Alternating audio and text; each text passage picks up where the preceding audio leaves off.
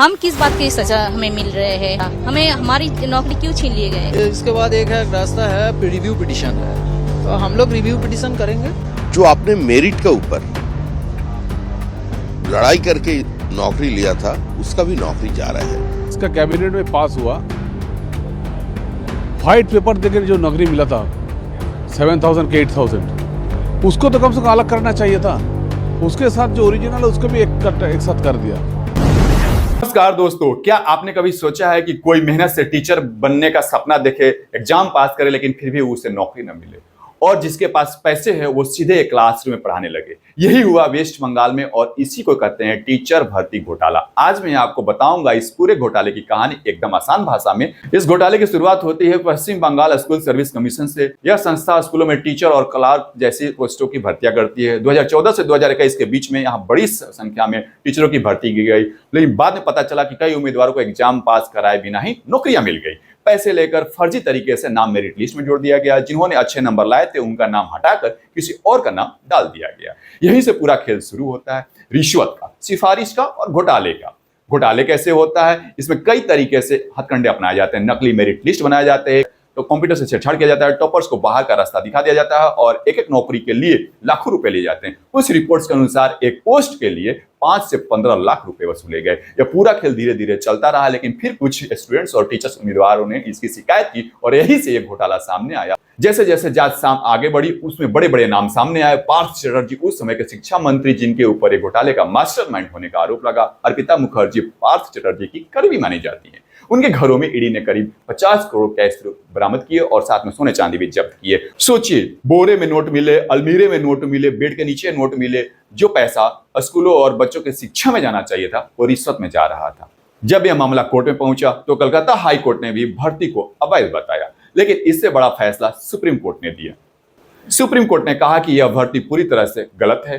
Court ने 25,753 अवैध भर्तियों को रद्द करने का आदेश दिया। कोर्ट ने साफ कहा, इसमें ना तो मेरिट थी ना पारदर्शिता थी, यह युवाओं के साथ धोखा है। इसके अलावा सुप्रीम कोर्ट ने यह भी कहा कि योग्य उम्मीदवारों को मौका मिलना चाहिए, यानी जो लोग वाकई एग्जाम पास किए थे उन्हें फिर से बुलाया जाएगा। इसका असर यह हुआ कि हजारों लोग जो पैसे देकर नौकरियां कर रहे थे अब बेरोजगार हो गए। जिनका हक छिन गया था उन्हें अब उम्मीद की किरण जगी है।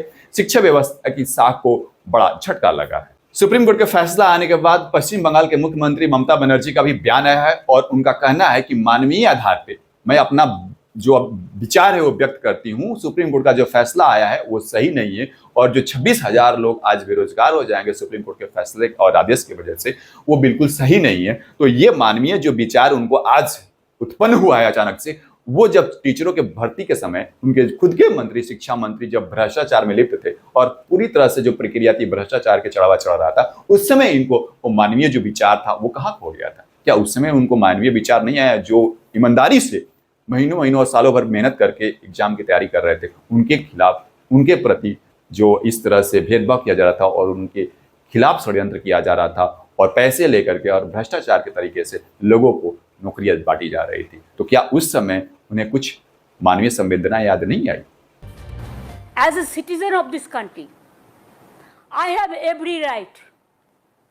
আমি কিন্তু জাজকে রেসপেক্ট করে বলছি, আমি জাজমেন্টটা মেনে নিতে পারছি না। I can express some opinion about the verdict from the humanitarian point of view. মানবিকভাবে আশা করি আপনারা এটাকে ডিস্টর্টেড করবেন না। ইভেন আরেকটা কথা, আপনারা যাদের টেন্টেড বলে দিচ্ছেন, আমাদের কাছে তো কোনো ডকুমেন্ট নেই, কারণ আমাদের যদি স্টাডি করতে দিত আমরা নয় খুঁজে বের করতে পারতাম। আত্মরক্ষার জন্যও তো একটা সুযোগ দেওয়া উচিত।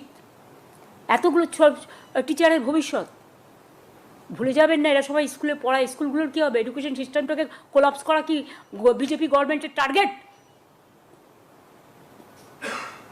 বাংলা के আর কত টার্গেট করবে? तो दोस्तों, इस पूरे घोटाले से हमें एक बड़ा सबक मिलता है। शिक्षा का मतलब सिर्फ किताबें नहीं बल्कि ईमानदारी भी है। आप क्या सोचते हैं? क्या ऐसे लोगों के खिलाफ कड़ी सजा होनी चाहिए? क्या पैसे से सिस्टम को खरीदना बंद होना चाहिए? कमेंट करके जरूर बताइए।